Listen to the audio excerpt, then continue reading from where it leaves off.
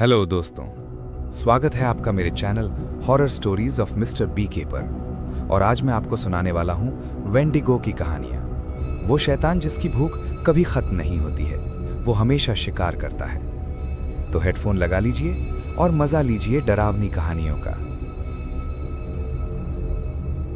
Wendigo, मेरी अपनी जिंदगी की सबसे डरावनी रात। मेरा नाम राहुल है और आज मैं आपको अपनी जिंदगी की सबसे खौफनाक कहानी सुनाने जा रहा हूं। ये घटना आज से करीब 5 साल पहले की है। मैं पहाड़ों में ट्रैकिंग करने गया था, एकदम अकेला। मेरा प्लान था कि जंगल के बीच एक पुरानी केबिन में 2 रात रुकूं और फिर आगे की तरफ निकल जाऊं। शाम को जब मैं केबिन पहुंचा तो ठंड बहुत तेज थी और हवा ऐसे चल रही थी जैसे कोई चीख रहा हो। लेकिन असली डर अभी शुरू भी नहीं हुआ था। पहली अजीब बात, रात करीब 11 बजे मुझे केबिन के बाहर किसी के चलने की आवाज आई, धीमी, भारी और लय में। मैंने खिड़की से बाहर देखा। बर्फ पर कुछ बड़ा सा, बहुत लंबा सा साया हिल रहा था। मैंने सोचा शायद कोई जानवर होगा, लेकिन फिर वो साया रुक गया। ऐसा लगा जैसे वो मुझे देख रहा हो। मैंने जल्दी से पर्दा बंद कर दिया। आवाज जिसने मुझे हिला दिया। करीब आधी रात को मुझे किसी ने मेरे नाम से पुकारा, बहुत धीमी, टूटी हुई आवाज, राहुल। मैं डर गया क्योंकि मैं जंगल में बिल्कुल अकेला था। मैंने हिम्मत करके बाहर जाकर देखने की सोची, लेकिन जैसे ही मैंने दरवाजे के पास कदम रखा, फिर वही आवाज मेरे कान के पास गूंजी, राहुल। इस बार आवाज मेरी मां जैसी थी, लेकिन मेरी मां तो शहर में थी, सैकड़ों किलोमीटर दूर। वेंडिगो का पहला सामना। मैंने खिड़की के कोने से झांका और जो मैंने देखा वो मेरी जिंदगी में कभी नहीं भूल सकता। एक लंबा, कंकाल जैसा शरीर, हड्डियां लगभग बाहर निकली हुई, चेहरा आधा इंसान आधा जानवर और आंखें अंधेरे में आग की तरह जलती हुई। वो बर्फ में खड़ा था, मेरी ओर देखता हुआ, बिल्कुल हिलता नहीं था। मैं जैसे पत्थर बन गया। उसने धीरे से सिर एक तरफ झुकाया और फिर उस चीख में कहा, मैं भूखा हूं। उस आवाज में इंसानियत बिल्कुल नहीं थी। भागने की कोशिश। मैंने तुरंत अपना बैग उठाया और पीछे के दरवाजे से भागा। बाहर बर्फ थी और मैं फिसलता जा रहा था, लेकिन पेड़ों के बीच से मुझे फिर वही आवाजें सुनाई देने लगी। कभी मेरी मां की, कभी मेरे दोस्त की, कभी मेरी अपनी आवाज, राहुल इधर आओ, राहुल रुको, राहुल। मैं समझ गया, ये वेंडिगो इंसानी आवाजों की नकल करता है, बस शिकार को बाहर निकालने के लिए। आखिरी पल। मैं भागता रहा जब तक मेरी सांसें टूट नहीं गई। मैंने पीछे मुड़कर देखा। वो पेड़ की शाखा पर बैठा था, उल्टा। उसका सिर झूल रहा था और उसकी जीभ जमीन को छू रही थी। वो मुझे ऐसे देख रहा था जैसे मैं कोई खाना हूं। उसने इतनी डरावनी आवाज में कहा, तुम नहीं बचोगे। मैं फिर भागा, भागता रहा जब तक मुझे रास्ते में एक टूरिस्ट कैंप की रोशनी नहीं दिखी। वहां पहुंचकर मैं बेहोश हो गया। आज 5 साल बाद मैं बच गया था, लेकिन वेंडिगो मुझे आज भी नहीं छोड़ा। कभी कभी रात में जब मैं घर में अकेला होता हूं तो मुझे वही टूटी हुई आवाज सुनाई देती है, राहुल। और मैं कसम खाकर कहता हूं, वो वेंडिगो, मेरी अपनी जिंदगी की सबसे डरावनी रात। मेरा नाम राहुल है और आज मैं आपको अपनी जिंदगी की सबसे खौफनाक कहानी सुनाने जा रहा हूं। ये घटना आज से करीब 5 साल पहले की है। मैं पहाड़ों में ट्रैकिंग करने गया था, एकदम अकेला। मेरा प्लान था कि जंगल के बीच एक पुरानी केबिन में 2 रात रुकूं और फिर आगे की तरफ निकल जाऊं। शाम को जब मैं केबिन पहुंचा तो ठंड बहुत तेज थी और हवा ऐसे चल रही थी जैसे कोई चीख रहा हो। लेकिन असली डर अभी शुरू भी नहीं हुआ था। पहली अजीब बात, रात करीब 11 बजे मुझे केबिन के बाहर किसी के चलने की आवाज आई, धीमी, भारी और लय में। मैंने खिड़की से बाहर देखा। बर्फ पर कुछ बड़ा सा, बहुत लंबा सा साया हिल रहा था। मैंने सोचा शायद कोई जानवर होगा, लेकिन फिर वो साया रुक गया। ऐसा लगा जैसे वो मुझे देख रहा हो। मैंने जल्दी से पर्दा बंद कर दिया। आवाज जिसने मुझे हिला दिया।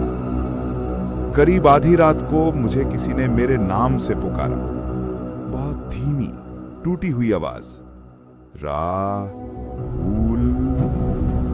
मैं डर गया, क्योंकि मैं जंगल में बिल्कुल अकेला था। मैंने हिम्मत करके बाहर जाकर देखने की सोची, लेकिन जैसे ही मैंने दरवाजे के पास कदम रखा, फिर वही आवाज मेरे कान के पास गूंजी, राहुल। इस बार आवाज मेरी मां जैसी थी, लेकिन मेरी मां तो शहर में थी, सैकड़ों किलोमीटर दूर। वेंडिगो का पहला सामना। मैंने खिड़की के कोने से झांका, और जो मैंने देखा वो मेरी जिंदगी में कभी नहीं भूल सकता। एक लंबा, कंकाल जैसा शरीर, हड्डियां लगभग बाहर निकली हुई, चेहरा आधा इंसान आधा जानवर, और आंखें अंधेरे में आग की तरह जलती हुई। वो बर्फ में खड़ा था, मेरी ओर देखता हुआ, बिल्कुल हिलता नहीं था। मैं जैसे पत्थर बन गया। उसने धीरे से सिर एक तरफ झुकाया और फिर उस चीख में कहा, मैं भूखा हूं। उस आवाज में इंसानियत बिल्कुल नहीं थी। भागने की कोशिश। मैंने तुरंत अपना बैग उठाया और पीछे के दरवाजे से भागा। बाहर बर्फ थी और मैं फिसलता जा रहा था, लेकिन पेड़ों के बीच से मुझे फिर वही आवाजें सुनाई देने लगी। कभी मेरी मां की, कभी मेरे दोस्त की, कभी मेरी अपनी आवाज, राहुल इधर आओ, राहुल रुको, राहुल। मैं समझ गया, ये वेंडिगो इंसानी आवाजों की नकल करता है, बस शिकार को बाहर निकालने के लिए। आखिरी पल। मैं भागता रहा जब तक मेरी सांसें टूट नहीं गई। मैंने पीछे मुड़कर देखा। वो पेड़ की शाखा पर बैठा था, उल्टा। उसका सिर झूल रहा था और उसकी जीभ जमीन को छू रही थी। वो मुझे ऐसे देख रहा था जैसे मैं कोई खाना हूं। उसने इतनी डरावनी आवाज में कहा, तुम नहीं बचोगे। मैं फिर भागा, भागता रहा जब तक मुझे रास्ते में एक टूरिस्ट कैंप की रोशनी नहीं दिखी। वहां पहुंचकर मैं बेहोश हो गया। आज 5 साल बाद मैं बच गया था, लेकिन वेंडिगो मुझे आज भी नहीं छोड़ा। कभी कभी रात में जब मैं घर में अकेला होता हूं, तो मुझे वही टूटी हुई आवाज सुनाई देती है, राहुल। और मैं कसम खाकर कहता हूं, वो। मेरा नाम राकेश है, और जो कहानी मैं आज आपको सुनाने वाला हूं, वो मेरी जिंदगी की सबसे डरावनी सच्चाई है। कहते हैं दुनिया के हर जंगल में कोई ना कोई भूख छुपी होती है, लेकिन आज मैं आपको जिस भूख के बारे में बताने वाला हूं, वो भूख इंसानों की नहीं थी, वो भूख इंसान बनने की थी। ये बात है कुछ साल पहले की। हम 4 दोस्त काम के सिलसिले में एक दूर दराज पहाड़ी इलाके में गए थे। चारों तरफ बर्फ, इतनी शांति के अपने कदमों की आवाज भी डराने लगे। लोकल लोगों ने हमें चेतावनी दी थी, सूरज ढलने से पहले जंगल छोड़ देना, यहां रात को वो जाग जाता है। हम हंस पड़े, हमें लगा ये बस गांव वालों की पुरानी कहानी है, लेकिन जंगल हर कहानी को सच बना देता है। रात करीब 11 बजे हमारे कैंप के बाहर से आवाज आई, राकेश मदद करो। मेरे रोंगटे खड़े हो गए। ये आवाज बिल्कुल मेरे दोस्त अमन जैसी थी, लेकिन अमन तो मेरे सामने बैठा था। मैंने टॉर्च जलाई और जैसे ही रोशनी पेड़ों के बीच गई, वहां कुछ था, लंबा, हड्डियों जैसा पतला शरीर, आंखें नहीं, बस गहरे काले गड्ढे, और मुंह इतना बड़ा कि इंसान को एक बार में निगल जाए। वो था वेंडिगो। कहते हैं जो इंसान भूख में इंसान का मांस खा ले, उसकी आत्मा मर जाती है और शरीर वेंडिगो बन जाता है। वो हमारी तरफ देख रहा था और धीरे धीरे मुस्कुरा रहा था। अमन चिल्लाया, भागो! लेकिन जंगल में भागना मौत को न्योता देने जैसा था। पेड़ों के बीच से आवाजें आने लगीं, कभी मेरी मां की, कभी मेरे छोटे भाई की। वेंडिगो हमारी यादों का इस्तेमाल कर रहा था। हम चारों में से सिर्फ मैं बचा। सुबह गांव वालों ने मुझे जंगल के बाहर पाया। मेरे शरीर पर पंजों के निशान थे और मेरी आंखों में कुछ ऐसा था जो इंसान का नहीं था। आज भी जब रात को मुझे भूख लगती है तो खाना मुझे तृप्त नहीं करता, क्योंकि वेंडिगो सिर्फ जंगल में नहीं रहता, वो अंदर भी पलता है। अगर कभी जंगल में आपको अपने किसी अपने की आवाज सुनाई दे तो पलटकर मत देखना, क्योंकि वेंडिगो हमेशा भूखा होता है।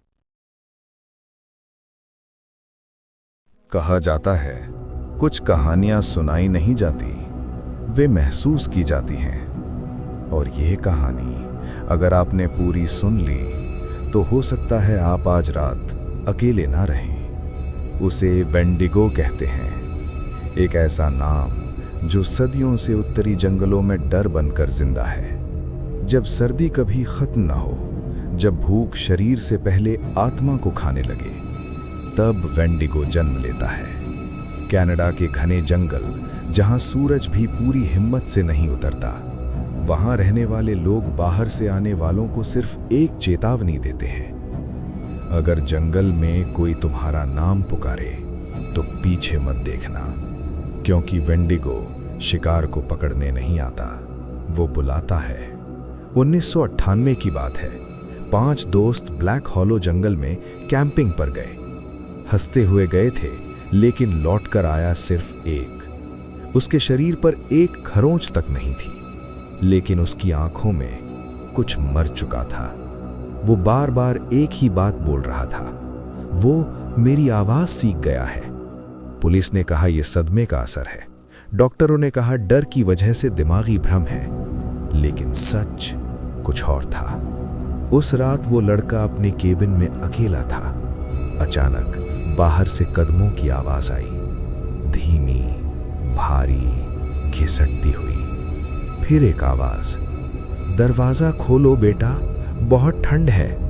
ये उसकी मां की आवाज थी, लेकिन उसकी मां 7 साल पहले मर चुकी थी। वेंडिगो सीधे नहीं मारता, वो पहले तुम्हारे भरोसे को मारता है, तुम्हारी यादों को, तुम्हारी आवाज को।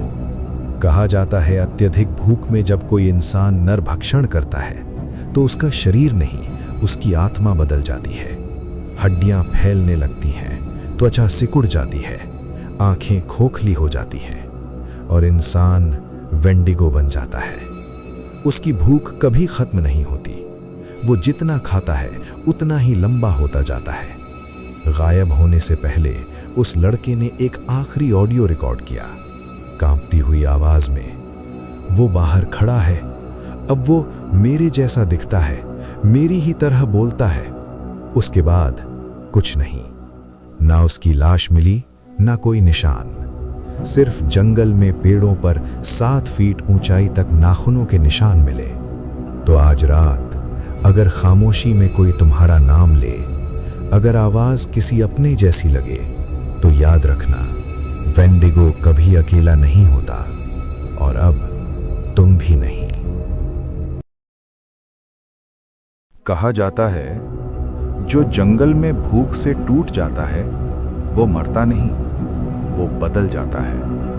उसे कहते हैं वेंडिगो। और जो उसे देख ले वो फिर कभी पूरी तरह इंसान नहीं रह पाता। ये बात है कनाडा के एक बर्फीले जंगल की। हम 4 दोस्त सिर्फ एडवेंचर के लिए ट्रैकिंग पर निकले थे। जंगल में घुसने से पहले लोकल गाइड ने हमें आखिरी चेतावनी दी थी, अगर रात को कोई आवाज तुम्हारा नाम लेकर बुलाए तो जवाब मत देना, क्योंकि वेंडिगो इंसानी आवाज में बोलता है। हम हंस दिए, हमें लगा ये बस जंगल की कहानियां हैं। रात के ठीक 2:03 बर्फ गिर रही थी, तापमान -15 डिग्री। तभी एक आवाज आई, हेल्प, प्लीज हेल्प। ये आवाज बिल्कुल हमारे दोस्त रोहन जैसी थी, लेकिन रोहन हमारे सामने आग के पास बैठा था। हम सब एक दूसरे को देखने लगे। मेरी रूह कांप गई। फिर आवाज आई, बहुत भूख लगी है। इस बार आवाज हमारे टेंट के बिल्कुल पीछे से थी। जिपर हिलने लगी, कोई बाहर खड़ा था। हमने हिम्मत करके टॉर्च जलाई और जो सामने दिखा वो इंसान जैसा था, लेकिन इंसान नहीं था। शरीर हड्डियों जितना पतला, त्वचा सिकुड़ी हुई, आंखें काले गड्ढों जैसी और मुंह जरूरत से ज्यादा बड़ा था। दांत इंसानों के नहीं थे। गाइड चिल्लाया, आंख मत मिलाना, ये वेंडिगो है। लेकिन बहुत देर हो चुकी थी। वो मुस्कुराया और इंसानी आवाज में बोला, मैं कभी तुम्हारी तरह था, भूख ने मुझे ऐसा बना दिया। उसके पीछे पेड़ों से इंसानी हड्डियां लटक रही थीं। हम भागे, बर्फ में गिरते पड़ते जंगल के अंदर। पीछे से वही आवाज, रुको, मैं तुम्हें जानता हूं। सुबह रेस्क्यू टीम आई। हम 3 बचे थे। रोहन गायब था। किसी को समझ नहीं आया वो कहां गया। लेकिन 1 हफ्ते बाद उसी जंगल से एक और आवाज आई, हेल्प, प्लीज हेल्प। बिल्कुल रोहन जैसी। तभी समझ आया, वेंडिगो मारता नहीं है, वो रिप्लेस करता है। तो अगर कभी जंगल में कोई आपका नाम लेकर बुलाए तो याद रखना, वो इंसान नहीं है। भूख सिर्फ पेट की नहीं होती, कभी कभी वो इंसान को राक्षस बना देती है।